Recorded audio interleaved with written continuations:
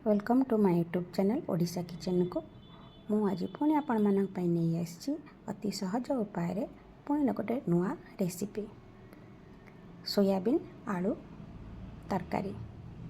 ये सोयाबीन को सिझे नहीं ये 4टी आलू को मध्य सिझिकी आगु रखी ताले चलतु प्रस्तुत करवा तरकारी। ये कढ़ई गरम करी तेल नेबा तेल गरम हो गले ता देहरे जीरा आउ हिंगु दे ताको फुटेबा। इठी गोटे टमाटो मु ग्राइंडिंग करके रखी ताको मसला भाव में व्यवहार करबा। बेसी किछि मसला मु देई नाही।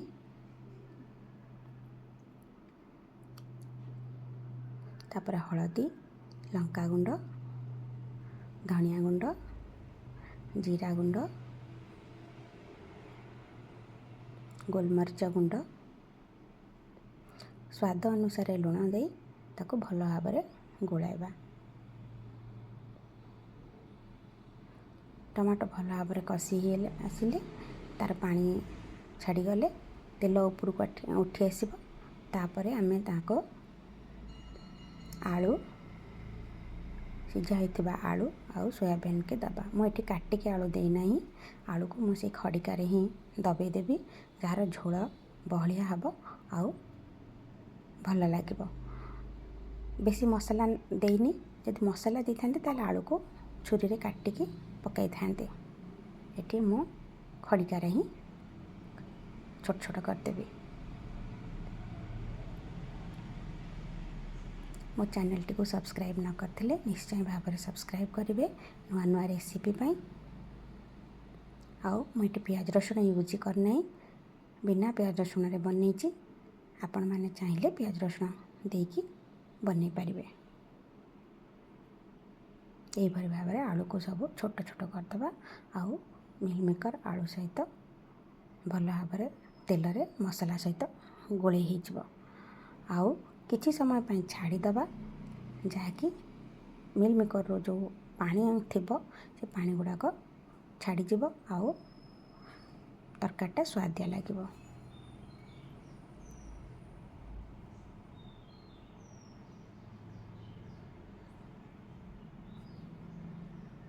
भल भाव में कषा कारण सिझा आलू जेहेतु लगिज कड़ाई रे ताको भल भाव में गोलेबा।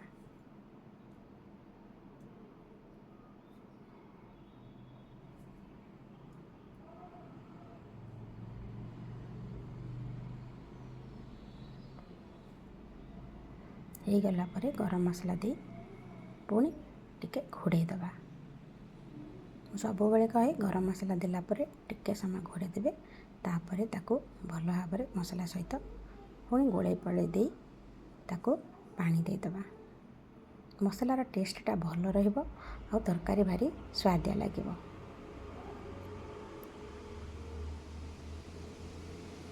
एठी मु पुणी पानी दे देली।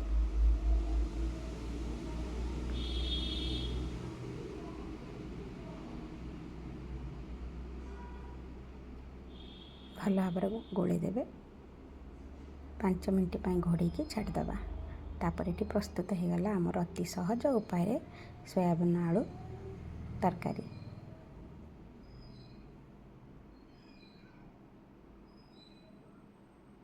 मो रेसिपीटी भल लगी निश्चिंत भाव में मो चैनल टी को सब्सक्राइब करेंगे। तापर टिके मेथी पत्र शेष में देदबा।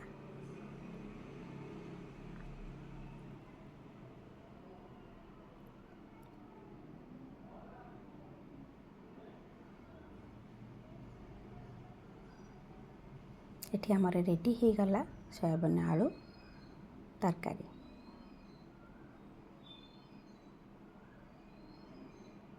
अति सहज उपाय रे ता सहित मु रुटी करथिली। हेटे अटा प्रस्तुत करके रुटी करी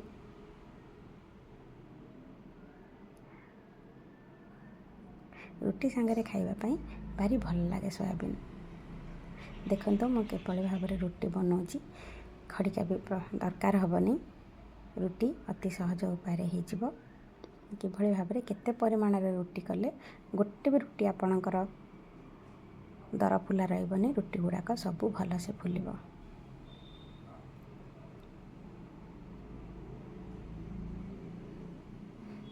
गोटे रुटी ऊपर आ गोटे रुटी पकईदे बढ़िया रुटीटा फुले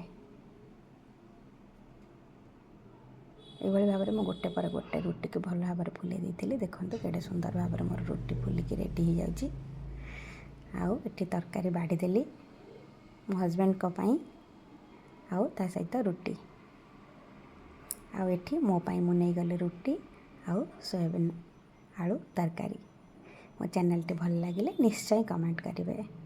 थैंक यू।